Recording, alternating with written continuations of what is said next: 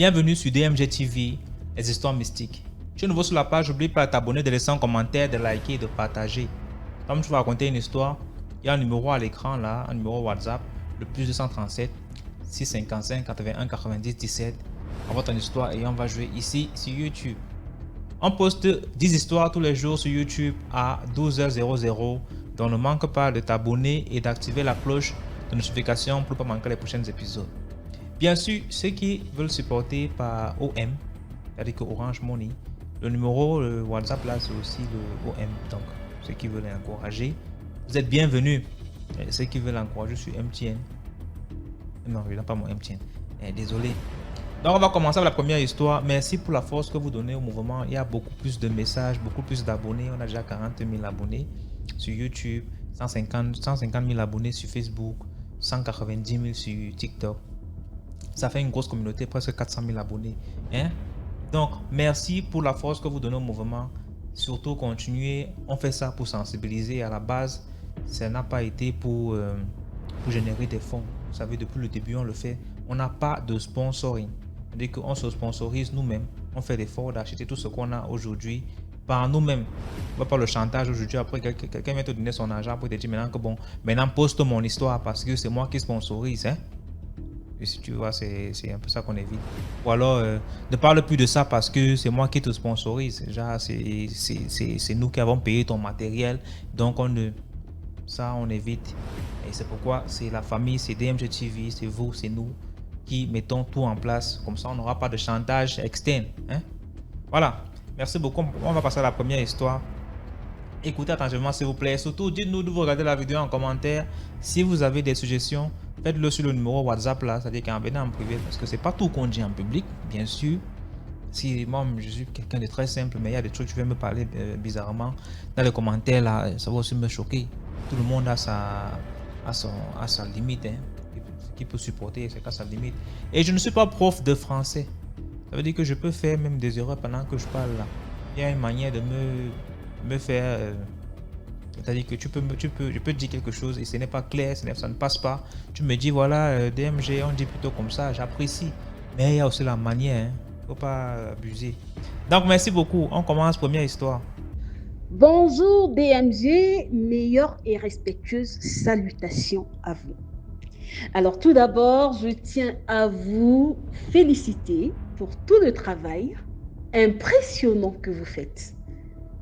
Ouais, tout ce travail de sensibilisation à travers ces histoires qui se racontent sur votre page, c'est formidable. Parce que le plus important, c'est en fait la leçon que nous en tirons à la fin. Ça nous met en alerte, ça nous sensibilise et ça nous permet en fait d'être en éveil et de connaître en fait, de savoir qu'il se passe en fait des choses dans ce monde.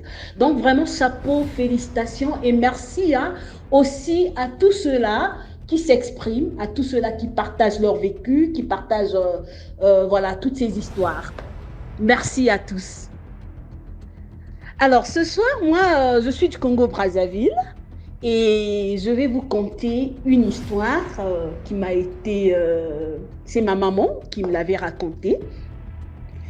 Ça s'est déroulé à Brazzaville autour des années 1978-1979. Alors, ma maman avait une voisine au quartier Makelekele, un quartier qu'on appelle quartier chic, Makelekele. Donc, c'est l'arrondissement 1 de Brazzaville, en passant. Et donc, maman avait une voisine qui s'appelait Marie. Et Marie, elle était là, elle vivait dans la maison familiale avec sa maman notamment. Et elle avait un amant au nom de Joseph, un bon coureur de jupons, aux paroles mielleuses. Voilà. Mais c'était le genre de gars qui apparaissait, qui disparaissait, qui réapparaissait dans sa vie. Vous voyez un peu, genre, vous sortez avec un gars, et puis voilà, il est là, il manifeste sa présence. Après un moment, il disparaît. Le jour, il réapparaît, il vous raconte des histoires. Et puis voilà. Et Marie, bon, elle prenait son homme comme tel. Et vous savez, autour de ces années-là, il n'y avait pas de portable, il n'y avait pas de téléphone portable. Et on ne retrouvait pas les téléphones fixes, en réalité, dans toutes les maisons. Alors, ce qui s'est passé, Joseph jouait sa vie, voilà, donc il venait baratiner Marie, il était ensemble avec lui, après il pouvait disparaître 2 mois, 3 mois, il réapparaissait, ainsi de suite. Entre-temps, ce qui s'est passé, Marie était décédée, donc Marie est morte. On a organisé ses obsèques, on l'a enterrée. Alors, vous savez, au Congo, c'est un peu différent. Au Congo-Brazzaville, c'est un peu différent du Cameroun, que je maîtrise bien. Au Cameroun, comme vous le savez, à 80%, je dirais, on enterre les gens chez eux, c'est-à-dire au village. Et même quand on est au village, on enterre généralement, dans la plupart des cas, chez soi. Contrairement au Congo-Brazzaville, où on enterre en fait au cimetière. C'est-à-dire, même si on t'enterre au village, mais ça ne sera pas dans ta parcelle, ça ne sera pas chez toi, ça sera au cimetière. Donc, au Congo, donc, il y a cette politique-là, c'est en fait les cimetières publics, voilà, qui dominent dans la plupart des cas à 90%. Donc, que tu meurs à Brazzaville, pas question de t'emmener au village, exceptionnellement oui, mais très souvent, on va t'enterrer à Brazzaville. Tu meurs à Pointe-Noire, on va t'enterrer à Pointe-Noire au cimetière, etc. Donc, Marie est décédée, et donc à Brazzaville, à l'époque, on enterrait au cimetière de Mukundingwaka. Donc, Mukundingwaka, c'est un quartier de Brazzaville qui est dans Makele-Kele. Donc, c'est là-bas, c'était le cimetière public de l'époque. Et donc, on enterrait à Mukundingwaka, sauf que Joseph n'était pas au courant. Comme il avait l'habitude voilà, de disparaître, il pouvait disparaître pendant 2 mois et réapparaître. Et donc, entre-temps, sa dulcinée était décédée. Voilà donc qu'est-ce qui se passe. Un jour, voilà, il se pointe, il se dit, ah tiens, laisse-moi aller rendre visite à ma dulcinée. Donc, il s'emmène, il arrive.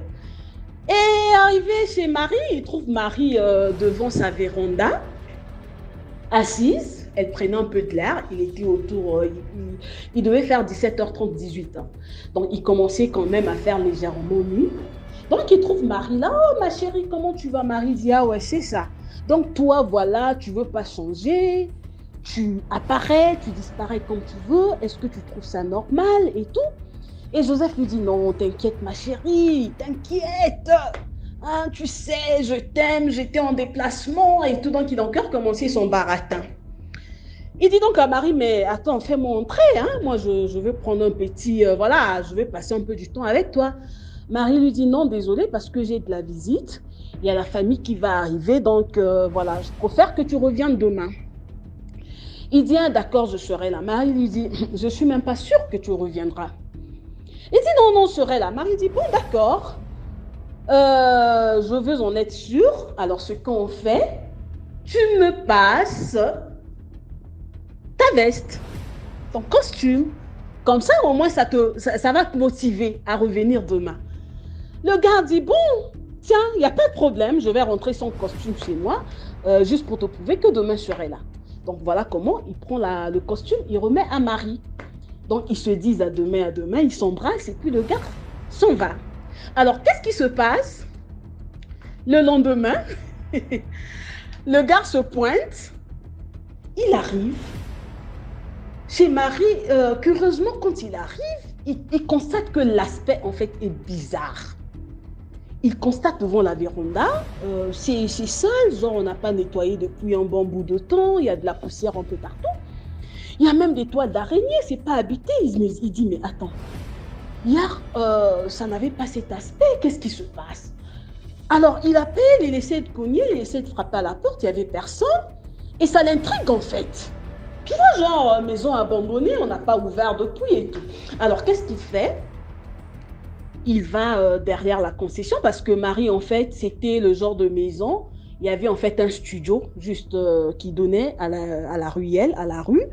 Et donc, ça, c'était le studio qu'occupait Marie. Et les parents étaient un peu derrière, sa maman, en fait. Donc, il fait le tour. Il entre dans la concession. Il voit la maman de Marie. Bonjour, maman, je vais voir Marie. Sa maman, subitement, se met à pleurer.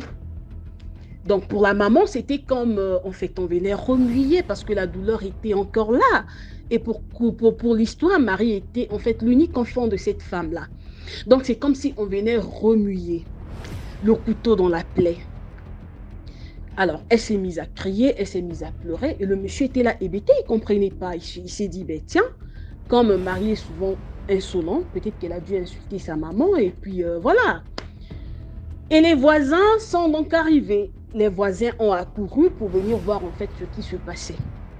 Les voisins se sont dit, en fait, tiens, c'est de la famille, un peu lointaine, un peu éloignée. Vous savez, à cette époque-là, comme je disais tantôt, il n'y avait pas de téléphone. Donc, généralement, on faisait les faire-part d'essais se faisaient par des communiqués. Donc, les parents mettaient la radio. Et une fois que tu ratais le communiqué, en fait, tu n'avais pas, soit c'était par télégramme, par, oui, le communiqué. Donc, c'est comme ça que ça se passait. Et puis aussi, chez nous, à l'époque, il y avait, tu vois, les maris, c'était le genre, leur village était frontalier avec la Centrafrique.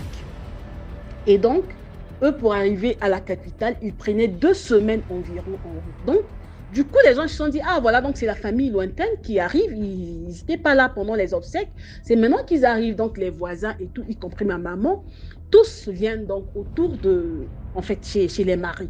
Quand ils arrivent, ils regardent le monsieur, on salue le monsieur qui est là, il dit, ben moi je ne comprends pas. Moi je viens demander qu'est-ce qui se passe, je viens demander, je sors avec Marie, je l'ai vue hier, et là, j'avais rendez-vous avec elle aujourd'hui et je viens, je demande à sa maman se met à pleurer. Les gens disent, mais attends, tu parles de quoi? Tu parles de qu'on a commencé à menacer le monsieur. Tu es un menteur, Marie est décédée, ça fait 2 mois. Le monsieur qui dit, c'est vous les menteurs. Donc la bagarre a commencé. Le monsieur dit, mais attendez, vous me prenez pour un fou, hein? Voyez là, j'ai pas de costume parce que j'ai laissé mon costume hier, j'ai laissé ma veste. Hein, j'ai laissé ma veste à Marie et tout, je l'ai vu de mes propres yeux. Permettez la répétition. J'ai la tautologie. J'ai vu Marie de mes propres yeux. C'est pas normal. Hein? Tant que j'ai pas vu, bon, si c'est vrai que Marie est décédée et que c'est son fantôme que j'ai vu hier, alors on doit aller voir, on doit se rendre sur la tombe de Marie. Donc il y avait la gendarmerie à côté, donc on a fait appel aux gendarmes, je pense 2 gendarmes sont arrivés. Comme les cimetières de Mukuniwaka, c'est dans Makele-Kele en fait, donc c'était pas très loin, ils ont pris les taxis et tout, et autres. Donc quand ils arrivent, et les cimetières sont bien organisés. Quand vous arrivez, donc c'est, voilà, donc c'est vous avez l'année, vous avez le mois, etc. Donc l'année, ils ont juste suivi l'année, puisque c'était la même année. Et donc, ils n'ont pas mis du temps, hein, facilement, ils ont retrouvé la tombe de Marie, et quand ils arrivent sur la tombe, voilà, ici repose Marie, blablabla, blablabla, décédée le. C'était plaqué là. Et sur la croix, la veste du monsieur. Alors, quand il a vu, ben, courageux qu'il était, il a repris sa veste, il est parti. Donc voilà, c'était un peu ça l'histoire. Maintenant, la moralité, la leçon, en fait, c'était Marie, en fait, hein, ce qu'on peut comprendre de cette histoire-là. Il a juste voulu que ce monsieur-là, tu vois, et elle n'était jamais contente de son comportement. Tu vois, comment tu peux vivre avec quelqu'un et tu ne donnes pas de tes nouvelles, tu disparais, tu réapparais dans sa vie. Et donc, c'était en fait une leçon pour dire, prenons toujours, lorsque nous sommes attachés à quelqu'un, soyons vraiment attachés. Vous voyez, de telle sorte que, voilà, qu'on soit toujours au courant. Qu'on soit toujours au courant. Donc, c'est aussi une leçon qu'on peut tirer. Hein, qu'on peut tirer. C'est, pour moi, c'est une leçon. Elle n'avait pas voulu faire du mal à ce monsieur, mais lui faire comprendre, en fait, voilà, tu es en train de payer de ton comportement. Voilà, tu m'as perdu pour toujours et tu n'étais même pas au courant. Et voilà. Donc, c'était un peu ça, la scène. Et voilà. Merci beaucoup et je reviendrai de temps en temps pour vous raconter d'autres histoires. J'en ai plein, j'en ai vraiment plein. C'est juste le temps qui me manque souvent. Alors, je vous fais des gros coucou, hein, et c'est depuis Addis Abeba en Éthiopie, ma ville de résidence. Bye bye. Merci beaucoup pour l'histoire. C'est gentil de faire confiance à DMV TV. Je suis content de tout ce que vous dites toujours dans vos messages là, vos remerciements. Ça me touche. C'est pas que j'ignore, ça me touche. Je suis conscient que vous m'encouragez. Ça me donne beaucoup de force. Même vous ne pouvez pas savoir à quel point ça me donne beaucoup de force. Et c'est une rare page où on a moins de commentaires négatifs que de commentaires positifs. Ça veut dire que ce qu'on fait est bon. C'est vrai, il y aura toujours de commentaires négatifs parce que tu ne peux pas être bon à 100%. Et en plus, si tout le monde t'aime, c'est qu'il y a un problème. Si tout le monde ne t'aime pas, il y a toujours un problème. Donc ça doit aussi être là, mais il faut se battre pour avoir le plus de commentaires positifs, plus de réactions positives. Ça veut dire que quelque part, tu es sur la bonne voie. Ça veut dire que même si 10% ne sont pas d'accord, dès le moment où il y a 90% qui sont pour, on va continuer. Hein? Merci beaucoup pour la force. On passe à la deuxième histoire. Bonjour à tous. Je viens par cette occasion vous raconter mon histoire, c'est-à-dire une histoire de mauvaise rencontre qui m'est arrivée quand j'étais très jeune, sachant que je vivais chez ma tante, donc c'était pas trop rose. Bref, j'étais au collège, j'ai rencontré un garçon. Ce garçon-là, tout le collège kiffait le mec. Donc même les filles, même en fait à l'époque on était en 5e, c'est au Congo, même ceux qui étaient en 3e, figurez-vous, même en 3e on kiffait le gars. Le gars, il était pas intelligent, franchement je sais même pas qu'est-ce qu'on trouvait sur le gars, en dehors qu'il était métis, bon, disons carteron parce que c'était un peu genre 3e génération de métis et tout, bref. Mais le gars, le premier jour que je l'ai rencontré, il m'a appelé, il m'a dit toi, mais avec autorité, je ne sais pas comment vous dire. Pourtant, je suis quelqu'un de très réticent. Mais ce jour-là, il me dit toi, viens ici. Et moi, c'est comme si j'étais téléguidée, je viens. Il commence à me parler, il me fait la cour. Et moi, je réponds tout de suite, oui. Comme ça, sans comment... franchement, sincèrement, jusqu'à ce jour, je ne sais même pas comment j'avais fait pour accepter. Mais et à partir de là, je vous jure, je me suis mis quasiment tout le collège à dos. Toutes les filles me prenaient la tête. Je me suis séparée avec pas mal de copines du fait que je sortais avec le mec. On est resté, je pense, 3 ans ensemble. À la 3e année, ce qui m'est arrivé, un jour, j'ai fait un rêve. Parce que chez nous, au Congo, on a un fleuve, en fait, le fleuve Congo qui sépare les deux pays. Je vous jure, dans ce rêve-là, on dirait que c'était une réalité. On est rentré dans une pirogue. On a été, moi et le gars, jusqu'aux chutes. On arrive aux chutes, c'est comme si on est rentré dans l'eau. On est sorti et c'était un autre monde. Il y avait du monde. Et c'est lui qui est sorti de la pirogue en premier. Il me dit... viens, suis-moi. Et moi, je suis... En fait, c'est comme si j'étais téléguidée. Je suis le gars. Et on y va, on y va, on y va. On arrive à un endroit. Vous voyez un arbre. Et l'arbre était en forme de fauteuil. Et à côté, il y avait l'eau. Et il y avait une dame. Je vous dis, de toute ma vie, j'ai jamais vu quelqu'un d'aussi belle. Mais j'ai pas regardé 2 fois, mais une seule fois. Les yeux dedans, on dirait elle avait des perles, des bijoux, des cheveux, mais d'une noirceur. Je ne sais pas comment je peux qualifier cette noirceur-là. Mais une noirceur, mais très profonde, en même temps propre, en même temps ça brillait. Et lui, il vient, il me présente, il dit à la dame, je viens vous présenter ma femme. Et moi, j'étais là. J'ai regardé la dame une fois, après j'ai baissé les yeux parce qu'on n'avait pas le droit de regarder la dame plusieurs fois. On a tous baissé les yeux, on dirait on s'est incliné en fait. Et de là, je vous jure, ma vie allait. On a, dans le même rêve, pardon, on a repris le chemin. Quand il m'a présenté, on a repris le même chemin donc de retour. Donc on a fait un aller-retour. Jusqu'on est revenu sur terre, on est revenu au Congo au niveau de la corniche et tout normal. Et dans la vraie vie, je vous jure, j'étais une calamité dans le sens où rien n'allait. Tout ce que je faisais, rien ne marchait. À l'école, j'étais devenue, mais... Ouf, excusez-moi, j'étais devenue tellement stupide. Je vais à l'école, même avec toutes les volontés du monde. J'avais même un répétiteur. La leçon rentre dans une oreille gauche, ça sort à la droite. Je ne comprenais plus rien. J'avais Dieu que pour ce mec-là. Et puis un jour, on avait une dame, j'ai dit, ah, comme on commençait un peu à parler et tout, à l'époque, j'ai dit, ah tata, moi j'ai fait un rêve. J'explique à la dame, elle me dit, hé, il est parti te vendre ce mec. Il a pris quelque chose en toi. Et à partir de là, Je vous jure, 2 fois j'étais dans ma chambre, dans le lit, je me retrouvais dans les endroits, mon esprit commençait à errer de gauche à droite, mais c'était un truc de fou. Et par là, il y a une copine à l'école, j'avais changé d'école entre-temps. Une copine m'a dit non, il y a une dame, elle fait des prières et tout, allons chez la dame. Je vous jure, je vais chez la dame, dès qu'elle me voit, elle commence à me détailler ma vie.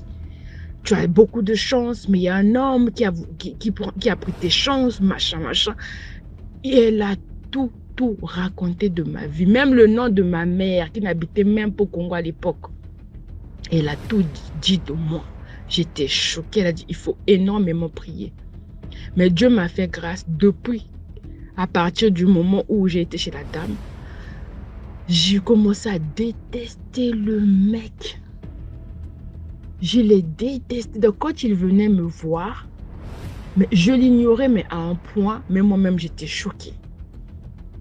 Et c'était fini comme ça. Franchement, il a failli me pourrir la vie. Heureusement, bon, je peux dire heureusement ou malheureusement, entre-temps, avant même que je change d'école, j'étais même tombée enceinte du mec. Ça avait fait des problèmes. Mais d'une simplicité, je vous jure, je suis dans une famille, les gens vont me reconnaître ma voix, je sais. Mais quand on entend qu'une fille de chez nous est enceinte, on fait tout un problème. Mais moi, j'étais enceinte. On m'a fait asseoir, on m'a dit, tu veux garder, oui ou non? Avec une simplicité, même moi-même, j'étais choquée. J'ai dit non. Du coup, j'ai avorté. Je veux dire, heureusement même que j'ai avorté, j'avais plus de lien avec ce mec-là. Mais il m'a tout remonté, mais dans les rêves, je ne vous dis pas. C'est pour ça, pour celles qui ont des filles ou des garçons adolescents, conseillez vos enfants, éveillez la conscience de vos enfants, c'est très important. Moi, j'avais personne, mais j'ai eu la grâce de rencontrer cette dame-là qui m'a aidée, notre ménagère. Et ma copine aussi, grâce à elle, j'ai été voir la dame qui priait et tout. Mais je me demande si je n'avais pas rencontré des gens là, ce que je serais devenue aujourd'hui. J'ai aucune idée. Vraiment, cette page-là nous aide énormément grâce au témoignage des gens qui osent en parler des choses que nous avons vécues. Et un grand merci à DMG, que Dieu vous protège. Vraiment, nous t'aimons énormément. Merci encore de ton courage de nous avoir réunis autour de cette plateforme. Et meilleurs vœux à tous. Merci. Bye. Merci pour la force. Merci pour la force. Et pour en commentaire, je pose une question comme ça, peut-être qui n'a rien à voir avec l'histoire. Dis-moi, si tu as une proposition aujourd'hui d'être milliardaire et de perdre ta progéniture, je vais dire ça comme ça pour les hommes, imagine tu ne peux pas avoir des enfants, tu ne peux pas avoir d'enfants, imagine pour la femme tu ne peux pas concevoir. Est-ce que tu serais d'accord d'avoir les milliards, la richesse, tout de ce monde? Dis-moi ça en commentaire, je vais lire et on va voir ceux qui seront prêts. Parce que quelque part, même ceux qui nous suivent là, il y en a qui sont prêts à tout. Hein? Je dis ça parce qu'il y a plusieurs qui viennent souvent dans mon inbox là. DMG, pardon, tu connais un marabout sûr qui peut me rendre riche. Même si je vis 5 ans, au moins je vais vivre les 5 ans là comme un lion. Il y en a et je m'en passe ça. Je peux jurer sur tout ce que j'aime, mais je ne veux pas jurer. Faites-moi confiance. Les gens arrivent dans mon inbox, plusieurs. Pour ceux qui sont, pour ceux avec qui je cause même inbox, sur mes statuts WhatsApp, il y en a qui ont confirmé. D'autres me disent carrément, gars, l'histoire de la fille qui partait à l'est là se fait laver là. Pardon, je veux faire le bain simple. Moi j'ai envie de faire le bain ceci, je vais faire le bain. Ils sont nombreux comme ça là. Donc je pose parce que je sais qu'il y a des gens qui ont le gros cœur. Dans tous les cas, on passe à la troisième histoire. Allô, bonjour. DMG TV. Bonjour à la communauté. Alors, je voudrais raconter une histoire, un fait. C'est passé quand j'étais très jeune, dans les années 90. J'ai ma meilleure amie qui avait sa grande sœur, sa cousine, qui était une personne physiquement très très belle. Ouais, très très belle. Même nous étant enfants, c'était elle, on voulait lui ressembler quoi. Tellement elle était belle. Quand elle passait, mais les hommes se retournaient, même les femmes se retournaient pour la regarder. Tellement elle était belle. Elle avait un physique attrayant. Donc c'était une fille qui avait beaucoup de conquêtes. Beaucoup de conquêtes. Là, oh là là. L'homme qui venait lundi, c'était pas le même homme qui venait mardi. Pas pareil, c'était pas le même homme qui venait mercredi, jeudi, vendredi, samedi, dimanche. Il n'y en avait pas tellement fixe, il y avait plusieurs. Il y avait plusieurs. Donc un jour, elle revient de la capitale. Elle revient de la capitale. On était à l'intérieur, dans une ville à l'intérieur de la Côte d'Ivoire. Et cette ville-là, quand elle revenait d'Abidjan, il y a une ville qui est une ville carrefour. On appelle ça comme ça, la ville carrefour. Où les cars, ils stationnent et on fait le plein et d'autres passagers descendent, d'autres certains descendent, d'autres montent. Donc là, elle fait la rencontre d'un jeune.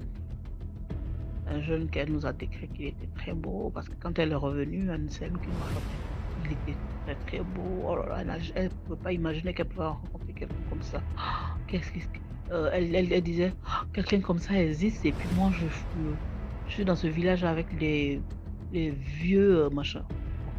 Non, nous on voyait les personnes qui venaient la voir, c'était pas des vieux, c'était des jeunes, des messieurs responsables dans la ville où on était, des gens qui avaient des postes ou même dans des villes voisines qui venaient la voir. Et donc c'est ainsi qu'elle s'est liée d'amitié avec ce dernier. Et puis ils ont le jeune homme lui a dit qu'il était muté dans la ville. Il venait d'être muté dans la ville et que il était venu voir le poste qu'il allait occuper. Et donc quand elle est revenue, elle nous a raconté tout ça, qu'il était beau et tout. Après, il a réinvité, elle est partie. Et donc les deux ont commencé à vivre une histoire d'amour ensemble. Jusqu'à ce qu'elle nous annonce un jour qu'elle est enceinte. Et après, comme il lui a dit qu'il était nouveau dans la ville, il y a certaines choses qui se passaient, que j'expliquerai un peu plus tard, qu'elle ne faisait pas le rapprochement. Donc, ils ont eu un gamin. Elle est tombée enceinte, elle est venue accoucher dans la ville où nous on était. L'enfant est né, l'enfant était... les enfants qu'on appelle... Oh là là, c'est méchant. Je ne veux pas dire ce nom là, mais c'est comme ça que je vais le dire pour que vous compreniez. On appelle mongol les enfants. L'enfant il est là, il est comme un... Oh là là. Bon, bref. Elle a accouché d'un enfant qui n'était pas normal. L'enfant, on les appelle les enfants esprits là. Je sais pas si on appelle mongol ou pas. En Côte d'Ivoire, les gens disent ça comme ça, mais c'est péjoratif un peu. Donc elle accouche d'un enfant comme ça, l'enfant ne se tient pas debout, l'enfant s'est couché, l'enfant il est recroquevillé sur lui, c'est un enfant esprit. Et donc cet enfant-là, il est là, il grandit, et puis elle a son beau-père qui dit que cet enfant n'est pas un enfant normal. Et donc quand elle est venue accoucher, le monsieur l'a pas rappelé. Son copain qui lui a fait l'enfant ne l'a pas rappelé. En un moment, le monsieur n'appelle plus jamais. Donc, elle retourne dans la ville où ils étaient. Le monsieur a disparu. Donc, comme il lui avait dit qu'il habitait Cocody à Abidjan, il habitait Cocody, il a dit un peu là où il a grandi et tout. Et donc, ils ont fait des photos.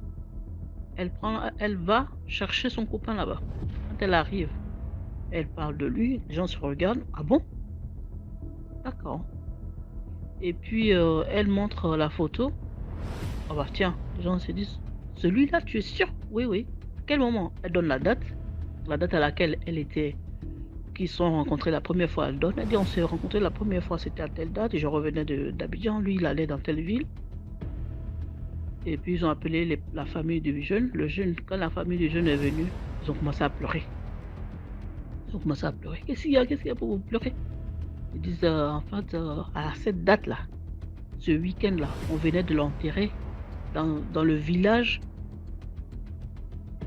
dans un petit village de la ville où vous êtes rencontrés. C'est que le jour où on a enterré le jeune, là, c'est le jour-là qu'elle est revenue de la capitale, qu'elle a rencontré le jeune. Donc, en fait, elle s'est mise en couple avec un gars qui était mort, en fait. Et donc, quand ça s'est passé comme ça, cette histoire est restée secrète. Mais comme ma copine, ma meilleure amie qui était sa cousine, qui habitait avec eux, c'est elle qui me l'a raconté. Bah, et moi, comme je suis allée le raconter aussi à ma famille, donc forcément, l'histoire s'est ébruitée, tout le monde l'a su, quoi. Bah, tout le monde l'a su, je pense parce que si je l'ai dit, forcément, j'ai ma sœur ou quelqu'un de ma famille qui a dû le dire à une autre personne et c'est voilà, ceux qui veulent savoir l'ont su. Et puis quand elle est revenue, ils ont fait des sacrifices et tout. Elle était d'une famille musulmane, ils ont fait des sacrifices et tout. Quelque temps après, le bébé, il est mort. Donc la morale de cette histoire, je sais pas, si c'est parce qu'elle avait une vie assez, pas rangée, une vie débridée que et comment ça s'appelle une vie débridée? Elle avait une vie, oui, une vie pas rangée, elle a une récompense comme ça, je sais pas, mais bon. Le fait est que la pauvre, elle a eu une aventure avec un gars, un révélant. Ils ont vécu quand même, plus d'une année ensemble. Parce que le petit, l'enfant, il est mort à 4 mois. À 4 ou 5 mois, l'enfant est mort. Donc voilà ma petite histoire. Alors, je vous souhaite, que la communauté grandisse, que vous soyez là longtemps pour nous raconter des belles histoires comme ça, parce que c'est tout ce que vous racontez, ça nous fait quand même prendre conscience que on vit dans un monde où il y a des choses qui se passent que peut-être que nous, avec nos yeux de profanes, on ne maîtrise pas, quoi. Mais il y a beaucoup de choses qui se passent. On doit être très, très prudent dans tout ce qu'on fait. Ben, bon après-midi à vous et puis, au revoir. Merci beaucoup pour cette histoire. Lisez les commentaires, vous allez comprendre ce que je parle dire. Pardon, on passe rapidement à la 4e histoire. Bonjour DMG. Voilà, je vais vous raconter une histoire et c'est la première fois que je me connecte à vous. Ça fait un moment que je vais dire, ça fait un mois que j'écoute vos audios. Et franchement, ça m'intéresse parce que j'ai tellement vécu des choses que je pensais que j'étais seule au monde à voir ce genre de choses. Et puis bon, avec l'âge, on se rend compte qu'on est très très nombreux à vivre des histoires mystiques. J'en ai tellement vécu que bon, je vais, celle qui me vient rapidement là, c'est, je pensais à ça encore, j'étais dans mon pays natal. Et on m'avait déjà averti que dans cette province-là, il y avait beaucoup de sorcellerie. Et donc un jour, j'avais, comment dire, je sortais d'une réunion. On avait fait une réunion de tontine. Donc je sors de la réunion de tontine. Cette réunion de tontine, la maman, c'était une Camerounaise. Et puis bon, partant le soir, on m'avait déjà averti, on m'avait averti que cet endroit-là, il y avait un endroit où il y avait un cimetière et que ce cimetière, il y avait souvent rencontré beaucoup des personnes on entendait du bruit et puis il y avait des personnes qui marchaient au bord de la route qu'il fallait pas qu'on s'arrête et tout. Donc ce jour-là, je sors de la réunion et puis il y avait quelqu'un que je devais déposer du côté opposé où j'allais. Donc du coup, je suis allée déposer la personne et puis au retour, j'étais plein phare et puis je regarde sur la route, il y avait comme du mouvement. Et j'ai ralenti, je dis qu'est-ce que c'est que ça? Et je m'avance et puis qu'est-ce que je vois? Je vois un bébé sur la route. Je prends peur, je dis mais qu'est-ce qu'un bébé peut bien faire là? Et on m'avait pas parlé de ce bébé là, on m'avait juste parlé d'un autre phénomène, mais bon, pas ça. Alors je me suis dit il y a un problème, il y a un enfant qui s'est échappé je ralentis, je contourne le bébé et la route il n'y avait pas un chat sur la route, hein, c'était tout droit. Donc je contourne le bébé, je vais me garer pour descendre de ma voiture et quand je me gare, je veux descendre de ma voiture, il y a quelque chose qui me bloque. Je sens comme si j'étais paralysée et le bébé continuait à ramper sur la route et traverse la route.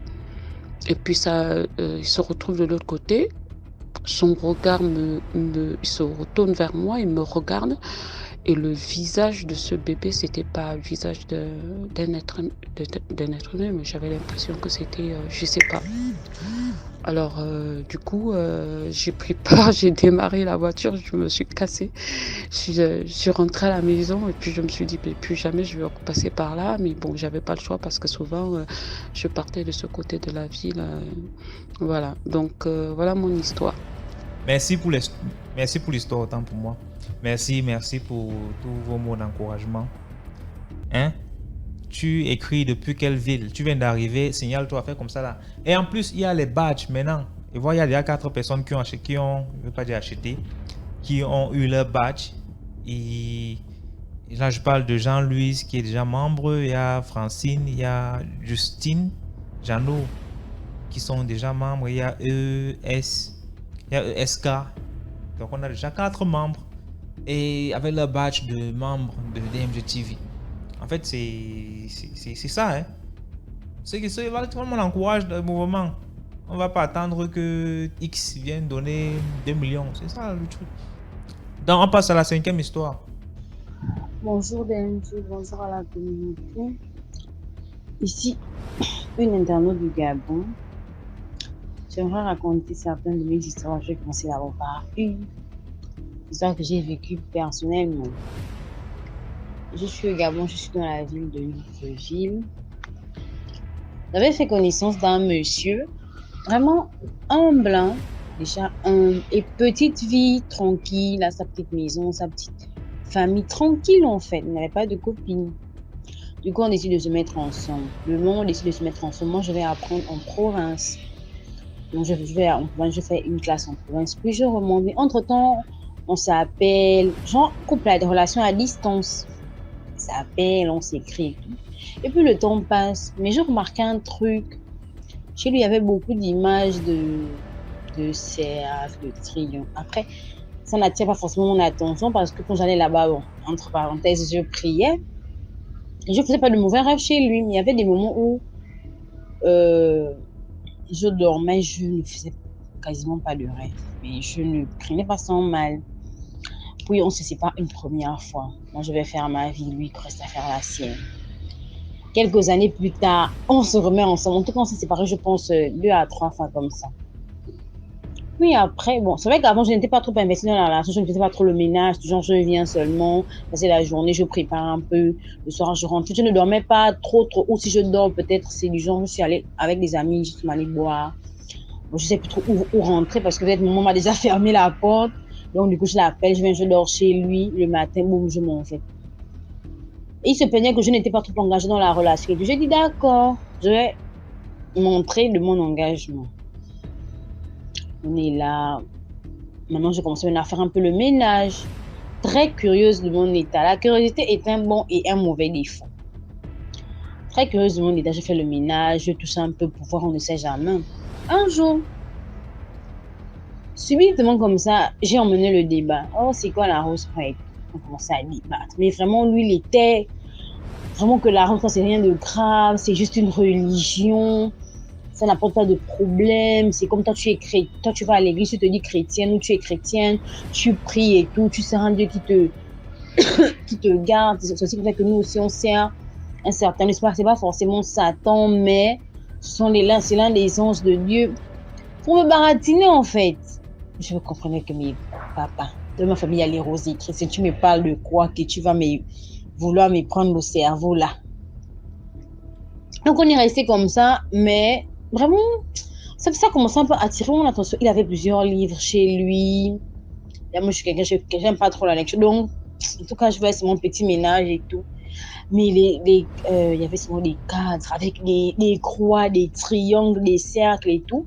Et comme ici, on a une église où habituellement, ils ont toujours ce genre de photos là dans leur maison. Donc, ils me disaient que non, je suis de leur bande et tout. J'ai dit que les chrétiens, on va même aller à l'église. En tout cas, on a commencé. Genre, la relation a poursuivi. Puis un jour, je décide de faire le ménage. Je fais le ménage. Je vois un petit coffre. DMG. J'ai ouvert le coffre. Quand j'ouvre le coffre, en fait, la pression de ce que j'ai vu m'a projeté contre le mur. J'ai dit que, mais quoi?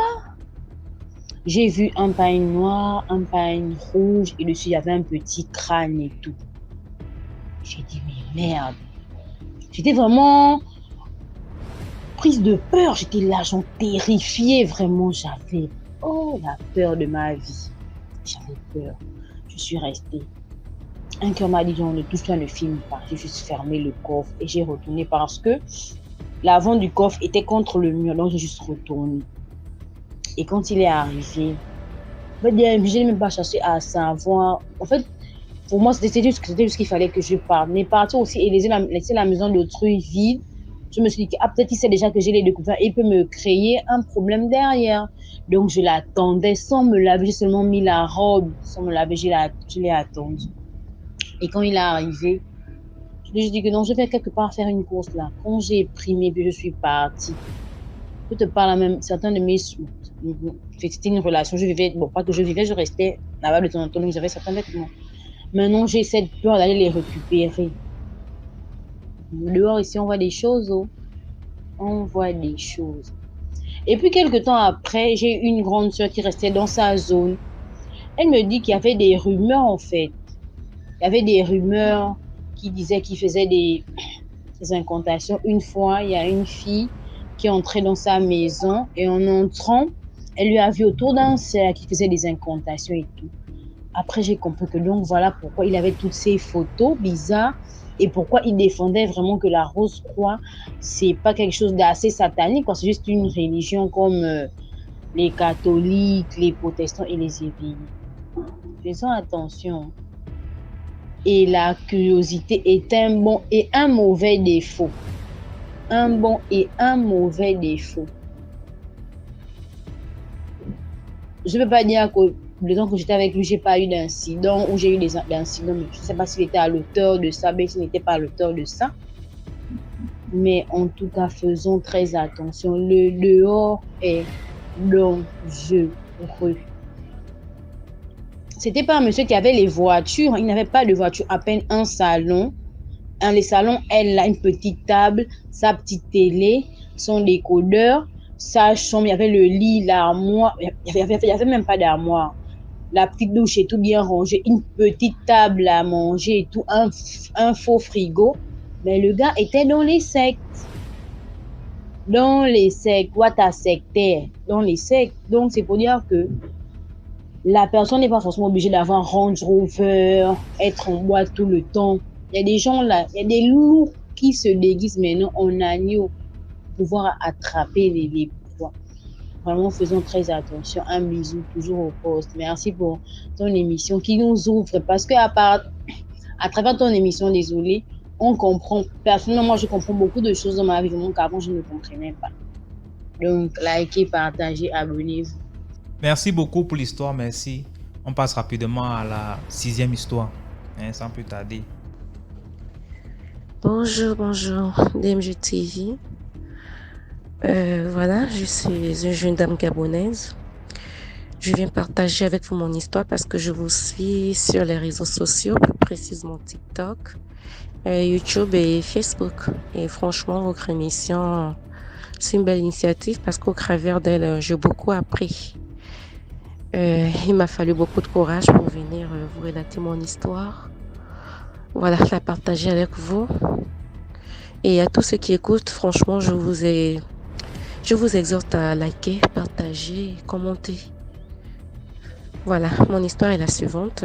Je réside au Gabon, plus précisément du côté de la capitale, Libreville.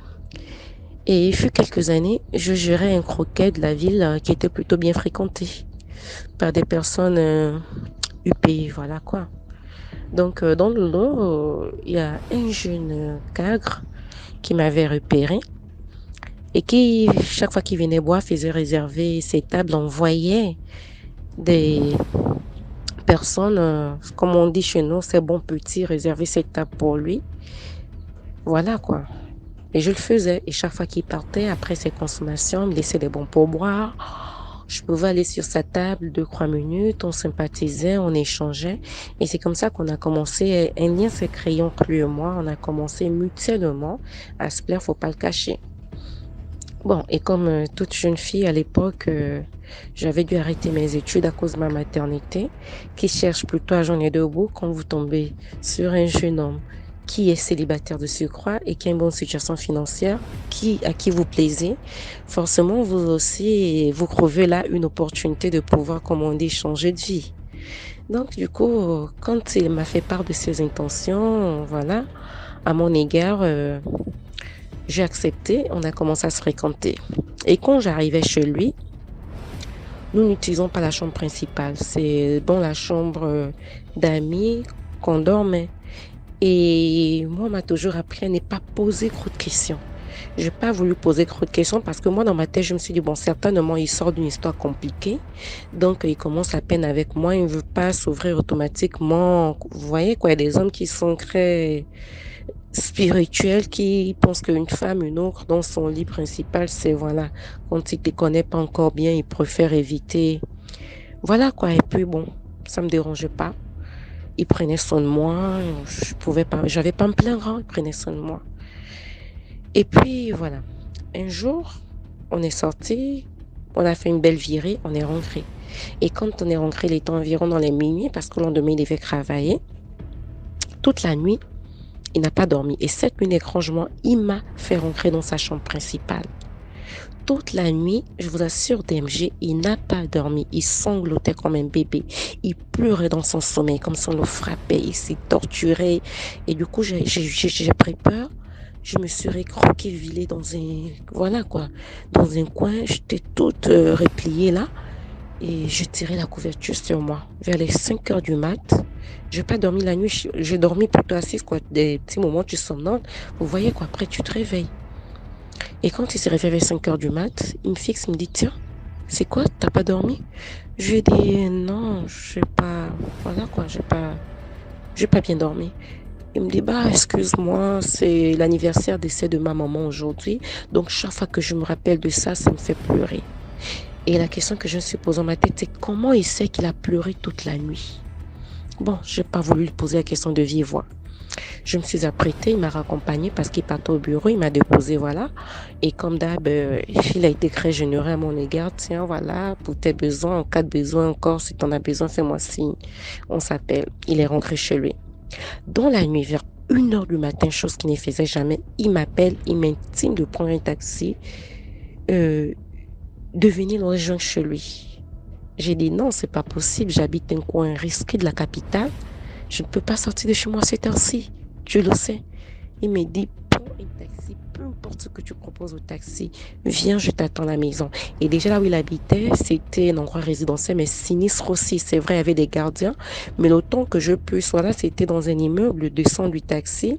Pour arriver jusqu'à l'immeuble, tout ça, je pouvais me faire agresser parce que le gardien, lui, il restait juste devant, vous voyez quoi, dans le hall là. Donc je pouvais me faire agresser. J'ai dit non, il est 1h du mat. Je peux pas sortir. Il a insisté peut-être 10 fois. Il ne fait qu'appeler. J'ai dit non. Il fait qu'appeler. Je dis non. Jusqu'à ce que j'en ai eu marre. On était dans les 2h du matin. J'ai éteint mon téléphone. Le matin, quand j'ouvre mon téléphone, tout un lot d'injures par messagerie. Je t'assure, DMJ. J'étais choquée. J'ai dit, mais c'est quoi son problème à celui-là?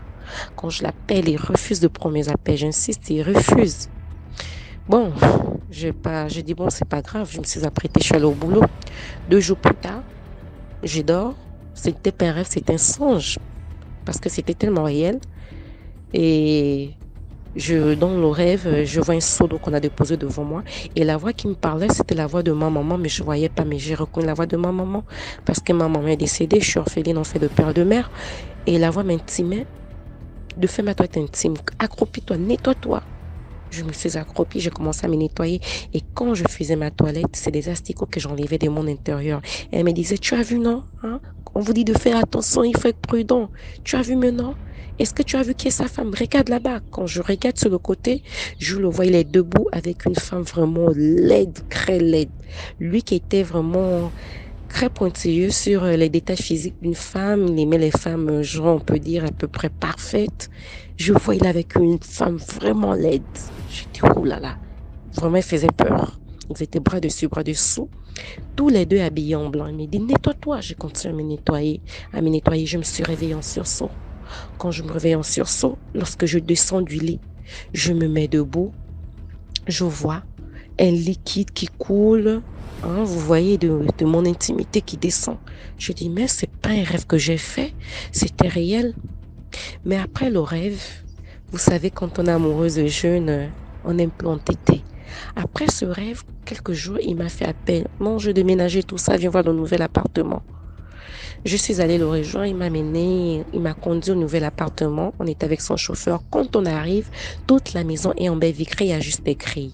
Mais je vous assure, j'ai bien vu qu'il y avait quelqu'un qui était debout, qui nous regardait à travers la baie vitrée de la cuisine.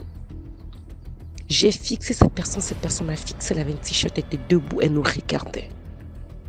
Quand on entre dans la maison, il m'a dit, fais le tour de l'appartement. Je fais le tour et il enclenche la musique. Je lui dis, quand tu mets la musique comme ça va déranger l'autre. Il me dit, quel autre? Et j'ai voulu rétorquer, mais la petite voix à l'intérieur me dit, tais-toi, ne dis plus rien. Je continue à faire le tour de l'appartement du propriétaire, mais je grommelais, j'avais peur. Et cette nuit-là, j'ai pas bien dormi. Et quand je suis quittée de là-bas, je vous assure, en fait, c'est comme s'il savait que j'avais déjà cette faculté de voir ce qu'il faisait. Quand je suis quittée de là-bas ce jour-là, après ça, il ne m'a plus jamais appelé, il ne prenait plus mes appels, il ne répondait plus à même les messages, il ne répondait plus. On s'est perdu de vue comme ça, Voilà quoi. C'est quelques années, je l'ai revu, mais financièrement, c'était plus ça. C'était déjà un peu le gars qui galérait. Il a perdu son boulot dans cette entreprise. Et puis voilà quoi. Et puis bon, les fois, il m'est arrivé d'aller même dans des endroits où il y a des prêtres exorcistes, des gens qui prient, qui ont des visions. Bon, on m'a souvent dit des choses sur moi, comme quoi j'ai une certaine chance que les hommes, quand je vais avec un homme, l'homme profite de ma chance, voilà quoi. Peut-être parce que j'avais eu à voir ces choses, des révélations sur lui, que quelque temps après il est tombé, je ne sais pas. Mais toutefois, Dieu m'a épargné, vraiment épargné de quelque chose. Parce que le jour qu'il m'appelait à 1h du matin, imaginez-vous si j'étais sortie, qu'est-ce qui allait m'arriver? Peut-être qu'on lui avait demandé de faire quelque chose sur moi, que la veille, quand il pleurait dans le sommeil, c'est ça qui boudait. Et le lendemain, il était résolu de m'appeler à 1h du matin, chose qu'il ne faisait pas, me disant de venir le rejoindre. Je ne sais pas en fait, je ne sais pas ce qu'il allait faire de moi. Il n'y a que Dieu seul qui sait. Donc, la moralité de mon histoire, c'est que nous devons être vigilantes, nous les femmes. L'argent, c'est une nécessité, oui. Sans argent, on ne peut pas se vêtir, on ne peut pas manger. L'argent, c'est une nécessité, mais soyons vigilantes parce que beaucoup dehors gagnent leur argent sur la tête des autres. La plupart, hein, surtout les jeunes aujourd'hui, sont prêts à toucher à tout, qui aiment la vie facile pour avoir de l'argent. Donc, soyons vigilantes, mes sœurs, mes petites sœurs, soyons vraiment vigilantes. Regardons bien où nous mettons les pieds et surtout lorsqu'on nous met en garde, prenons en considération les paroles des personnes qui nous mettent en garde. Allez, Dieu veille sur vous et bonne continuité. Merci beaucoup pour l'histoire, merci. Merci pour cette histoire, merci pour tout ce que vous faites là aussi. Les commentaires, ça monte. Les likez la vidéo s'il vous plaît. Ouais, likez la vidéo. Hein? On va me dire bientôt, mais DMGI parle beaucoup de cadeaux. Je parle pas, je fais dans quoi? Mais la facture de courant est venue, j'ai respecté parce que l'éclairage, ça sonne. Hey, papa God. C'est là, c'est pas que. Bref, ils sont tombés. C'est 7e histoire, passons 7e histoire. J'aimerais te raconter encore une autre histoire. J'étais allée au village avec ma tante. Et comme je disais un peu plus haut, dans mon village, on dit je suis sorcière. Donc quand je suis arrivée, mais là j'étais un peu plus grande, j'avais peut-être 9 ans, 10 ans comme ça. Donc j'arrive au village, on va saluer, on doit partir dans les cours pour saluer. On dit ah ça c'est l'enfant d'un tel, tu salues et tout, juste avec ma grand-mère maternelle, puis avec l'une de mes tantes. Donc après on salue, on revient à la maison. Et dans la soirée au village, dans notre village, on donne à manger, c'est-à-dire que le soir, maman sert la nourriture, mais la grand-mère sert la nourriture. Vous envoyez aux différents voisins, eux aussi ils servent leur nourriture là-bas et vous envoient. Les différents voisins à qui vous avez envoyé la nourriture vous envoient aussi la nourriture. Donc on va au village. Le soir arrive, ils envoient la nourriture. Au moment de manger, il y a un groupe de dames qui arrivent pour saluer. Ah, on a appris que les enfants de tel sont arrivés, donc on est venu saluer et tout. Donc il y a une qui me voit, je la fixe. Mais je sentais quelque chose de différent. Elle était pas normale en fait. Elle était venue sur ses pieds. Donc, elle a voulu s'approcher de moi, me toucher. J'ai reculé. Donc, ma grand-mère m'a tapé. Elle m'a dit que j'étais mal polie. Mais moi, je savais ce que j'avais vu. Donc, quand j'ai fait ça, elle a su que je l'avais vu. Donc, elle s'est remise sur ses pieds. Et puis, elle m'a salué. Donc, je l'ai saluée. Et plus tard dans la nuit, dans mon sommeil, elle est venue. Elle m'a dit donc, tu m'as vu. J'ai dit oui, je te vois. Je te vois et même très bien. Elle m'a dit fais attention à toi. J'ai dit toi aussi fais attention à toi. Tu sais pas qui je suis. Donc le lendemain, elle est venue à la maison très tôt le matin. Elle est venue à la maison, elle a dit à ma grand-mère, ta fille là c'est une sorcière. C'est une sorcière. Ma grand-mère dit comment ça ma fille c'est une sorcière. Ma petite fille c'est une sorcière. C'est pas une sorcière. Ne dis pas ce genre de choses. Et pendant qu'elle parlait, moi j'ai reculé sa voix, j'étais encore dans la chambre, j'étais presque endormie. J'ai entendu sa voix, donc je me suis réveillée en sursaut, je suis revenue. Je suis sortie de mon sommeil, je suis sortie, je suis venue vers ma grand-mère. Elle m'a donné de l'eau, elle a lavé mon visage, j'ai lavé mon visage, je me suis brossé les dos et ma grand-mère m'a demandé ce qui se passait. Pourquoi elle continue de dire que je suis une sorcière? Je lui ai dit que je l'ai vue. Elle dit oui, je sais que tu l'as vu. Tu l'as vu hier, non? J'ai dit non, je l'ai vu. Je l'ai très bien vu. Ma grand-mère m'a dit que tu vas te créer des problèmes, toi. Tu vas te créer des problèmes. Ta tête est trop dure. Tu vas nous créer des problèmes ici. Donc le lendemain, ils m'ont rapatrié, si je peux dire. Ils m'ont ramené sur ma mère. Et là, je partais au village rarement. Parce que quand je partais, je voyais tout le temps des choses. Et là, maintenant, actuellement, je suis grande. Mais j'ai des rêves prémonitoires. C'est-à-dire que, ou bien je peux rencontrer quelqu'un, mais tout de suite, je sens quelque chose de bizarre. Je ne vois plus ça comme avant ou avant. C'est-à-dire, tu viens, si tu es sorcier, je te dis clair, toi, tu es sorcier. Mais maintenant, ça se manifeste différemment. Donc, faites attention. Le déo est mauvais, comme on dit. Faites très attention. Je suis de nature méfiante. Je suis de nature très méfiante. Donc, quand j'arrive quelque part, je suis toujours mon intuition. Mon sixième sens me dit toujours quelque chose. Et c'est pas des choses à banaliser. Voilà. Merci DMG. Merci beaucoup pour l'histoire. On passe à la 8e histoire. 8e. Bonjour DMG, j'espère que tu vas bien. Et bravo pour le concept, vraiment c'est à féliciter. Et vraiment ça édifie un bon nombre de personnes d'entre nous. Et c'est vraiment chouette, continue comme ça, frangin. Donc l'histoire que je vais raconter, c'est mon histoire, c'est moi-même qui l'ai vécue. Depuis le Gabon, plus précisément à Libreville. Donc, on cherchait, ça remonte aux années 2011-2012. Je crois bien, à ce temps-là, ma maman et moi, on cherchait un studio à louer dans un quartier de Libreville. Nous sommes tombés dans une concession du chef du quartier en question. Bon, c'est un quartier de Libreville, je ne vais pas donner le nom.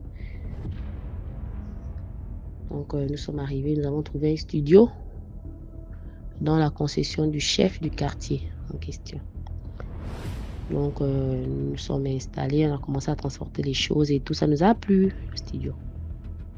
On s'est installé. Mais à côté de nous, notre maison, notre studio, il y avait un mur qui séparait. C'était la maison du fils du chef du quartier, son premier fils, je crois, son aîné. Un monsieur déjà grand, tu sens qu'un monsieur qui a de l'âge, mais il était toujours là, rien, il ne faisait rien, il ne travaillait pas. Mais tu sens qu'il a l'âge déjà, c'est un papa et tout, avec des cheveux blancs et tout. Donc on a familiarisé et tout. Bon, je vais pas aussi donner le prénom. Donc on a familiarisé et tout. Ma maman s'entendait bien avec la femme du chef du quartier. On était dans la concession. Moi j'avais mon fils et mes petits frères. Donc on louait. Et moi en ce temps-là je faisais un petit boulot et tout. Donc c'est comme ça que nous sommes restés là. Nous sommes restés là. La concession. C'était tranquille. Resté là. Donc, mon fils avait l'habitude de rentrer chez le fils du chef du quartier en question. dans sa maison. Donc, mes petits frères et tout, donc les envoyais là-bas. Allez-y prendre. Si vous avez besoin de quelque chose, allez-y, vous prenez seulement et tout. C'était un papa cool et tout.